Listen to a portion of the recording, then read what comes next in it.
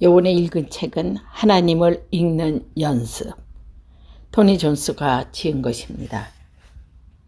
1장, 성경 읽기를 망치는 나쁜 습관들에 대해서 이야기하고 있습니다.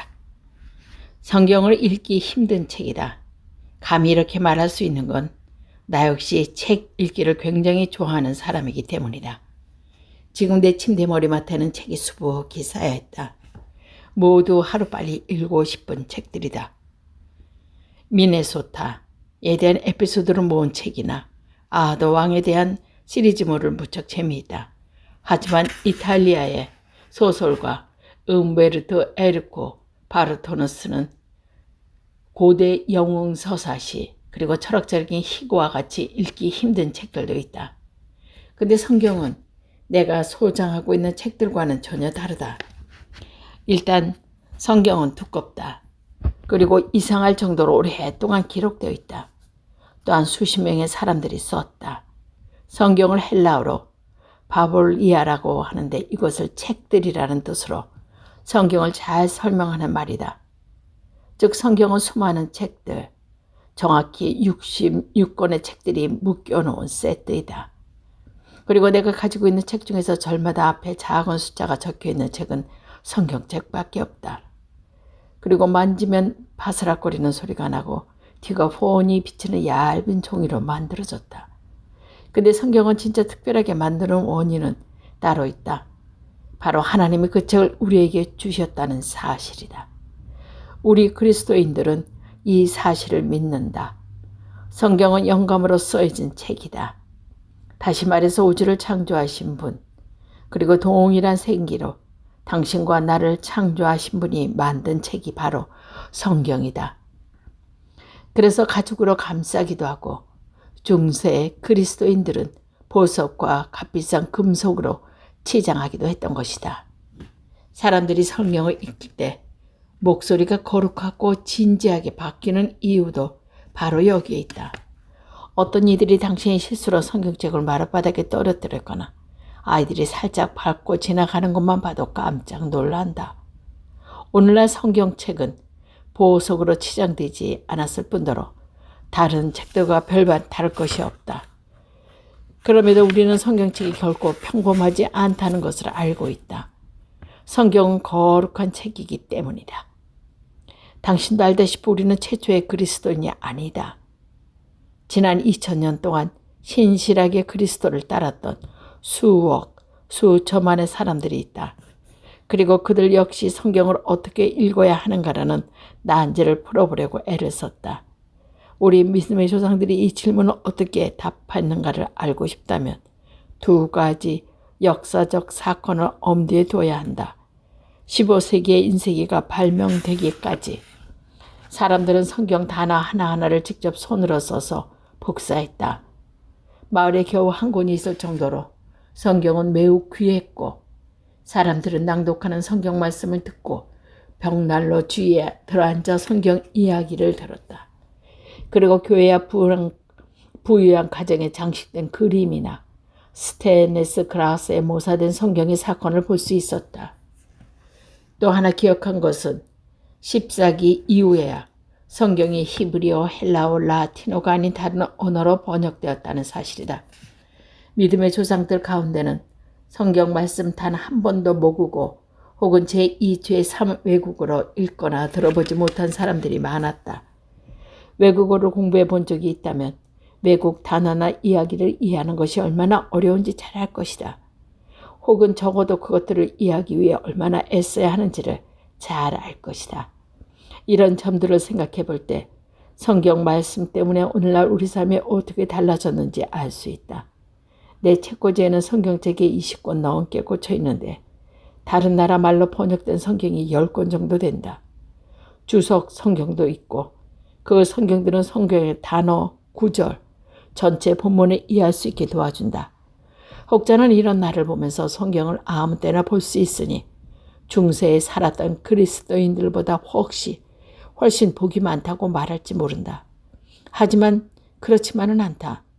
성경을 일주일에 딱 한 번밖에 볼 수 없었던 주일 예배 때 사제가 자신이 하나님의 말씀을 경외한다는 사실을 보여주기 위해 성경을 머리 위로 높이 들어 올렸을 때에 성경을 구경할 수 있었던 대부분의 그리스도인들은 성경을 보물처럼 여겼다. 바로 그 시대에 살았던 위대한 신학자 토마스 아퀴나스는 성경의 말씀을 다양한 의미에 대해 깊이 생각했고 성경에는 4가지 의미가 있다고 결론을 내렸다. 문자적인 의미, 풍요적인 의미, 도덕적인 의미, 신비적인 인도라는 뜻을 헬라에서 파생된 단어이다. 의미 사원에지는 종말의 국면을 가리키는 단어들이 담고 있는 대체로 신비적 의미이다. 이 4가지 잣대를 가지고 선한 사마리아인이 이야기를 살펴보자. 강도떼들에게 매를 사람이 사마리아에 온 외지인에게 도움을 받은 이야기다.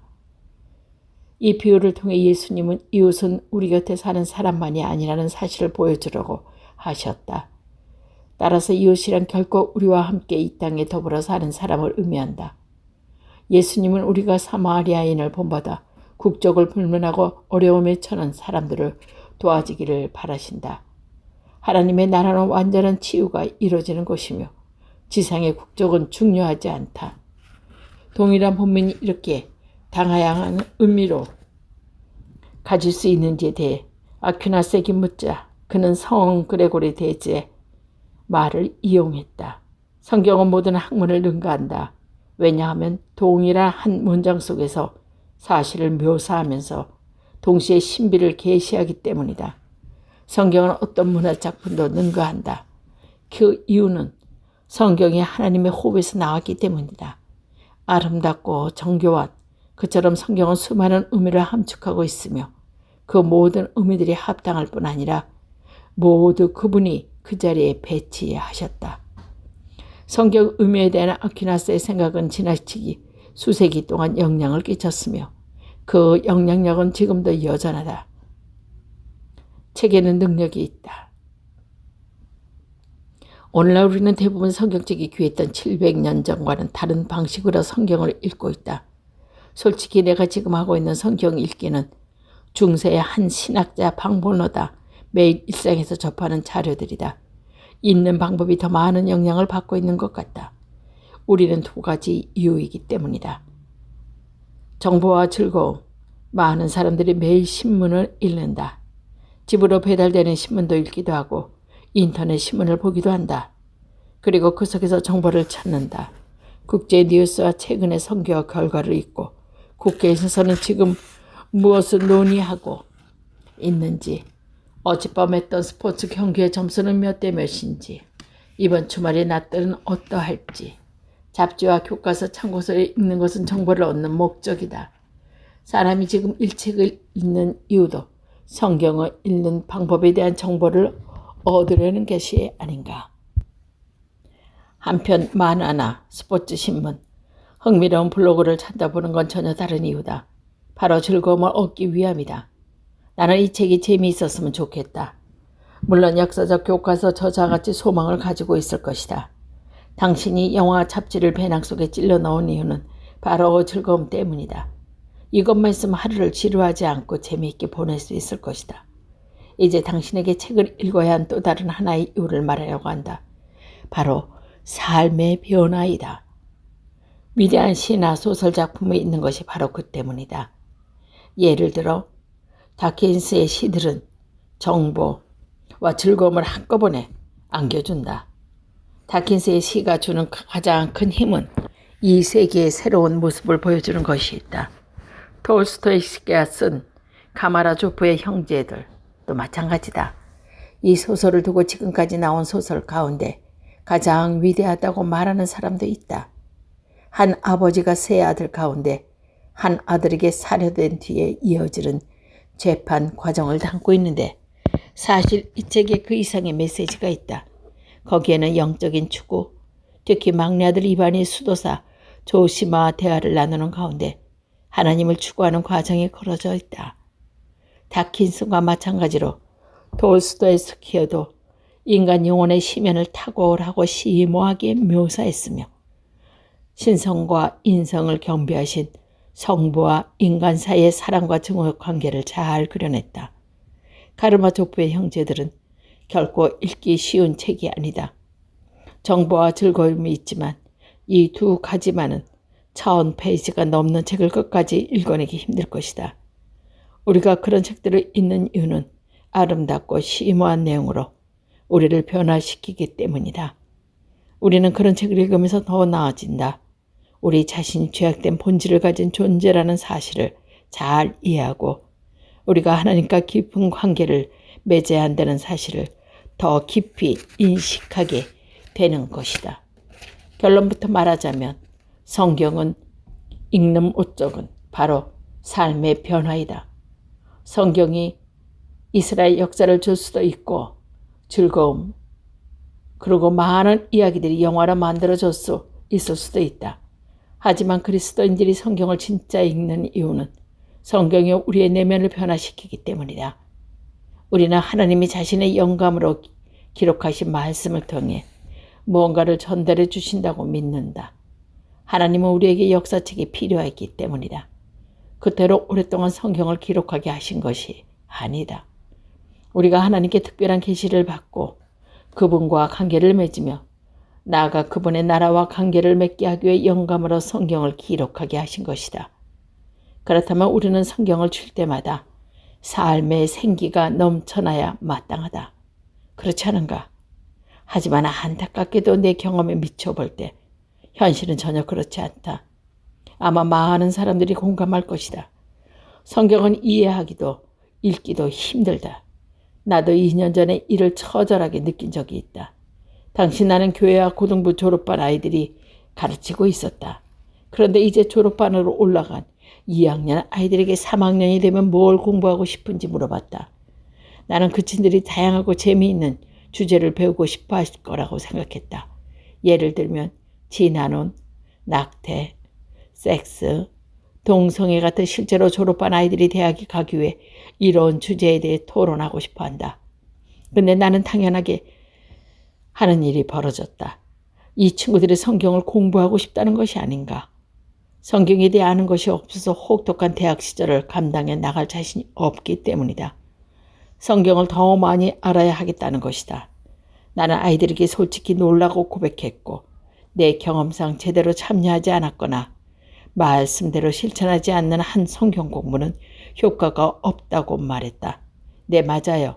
아이들이 한 소리로 대답했다. 그들의 표정은 마치 내가 그들의 목을 조르다가 손을 놓자 안도의 한숨을 쉬는 듯했다. 성경이 있는 건 너무 힘들어요. 에밀리가 입을 열었다. 아무래도 집중이 안 되거든요. 성경은 정말 재미없고 지루해요.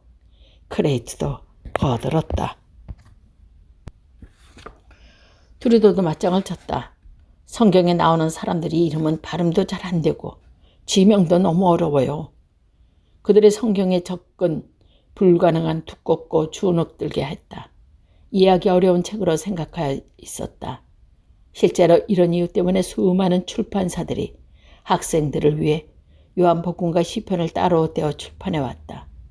또한 같은 이유로 한 절씩 찾아서 빈칸에 집어넣는 빈칸 채우기식 성경 고프로 그릴 때가 많다. 학생들의 무기력한 모습에 형식적인 공부는 독특한 성경 읽기 방식을 만들어냈다. 우리는 광부처럼 성경을 읽는다. 어두운 지하굴로 내려가서 엄청나게 높은 단어의 벽이 돌멩이만한 크기로 부서질 때까지 파고 들어간다. 우리는 이렇게 하면서 성경을 읽는데 수많은 시간을 허비한다. 성경 읽기와 막 관련해서 내가 자주 듣는 또 하나의 비유는 가운을 입은 과학자이다. 내가 신학교에서 공부할 때 바로 그랬다. 세군 배양용 접시를 현미경 아래 놓고 들여다보듯이 성경 본문을 뚫어지게 보고 나서 그것이 가장 작은 단위로 조각 내려고 의미를 찾으려고 애쓴다. 히브리어와 헬라어와 동원하고 그 뜻을 해석해 줄 참고인들을 총동원한다. 그런데 안타깝게도 성경은 좀처럼 생명력 있게 다가오지 않는다. 오히려 성경을 해석하기 어려운 숙제로 여기게 된다. 바로 이런 딜레마 때문에 주석 성경들이 출현하게 되었다. 모든 주석 성경은 다양한 해설을 통해 매력적인 책을 꿰뚫어 볼 수 있도록 도와주겠다고 약속한다. 어려운 단어들의 의미를 설명해주고 비슷한 구절을 알려주며 성경의 진리를 실생활에 어떻게 적용해야 할지 친절하게 안내해준다. 이 모든 것은 오늘날 성경을 읽는 가장 일반적인 방법을 보여준다. 다시 말해서 우리는 성경 말씀을 해석해야 할 숙제가 혹은 깨트려야 할 단단한 호두처럼 생각한다. 하나님이 이 이상한 수수께끼, 시나 역사나 예언이나 복음, 혹은 서신이나 묵시론 같은 것을 꼭꼭 포장해서 주신 것처럼 생각하는 것이다. 그래서 우리는 성경이 우리에게 어떤 의미를 있는지 알아내기 위해 수수께끼를 풀듯 성경을 보고 있다. 많은 사람들이 성경을 자세히 관찰한 후에 해석해야 한다고 말하는데 이 말 속에는 앞으로 언급된 관점이 내포되어 있다. 하지만 이 책은 다른 관점에서 성경을 보고자 한다. 이 책은 오래된 방식에 관심이 없다. 우리 자신은 성경 아래 두고 우리가 성경을 해석하는 것이 아니라 성경이 우리를 해석하도록 하는 것이다. 이것이 바로 하나님의 음성을 듣는 성경 읽기이다.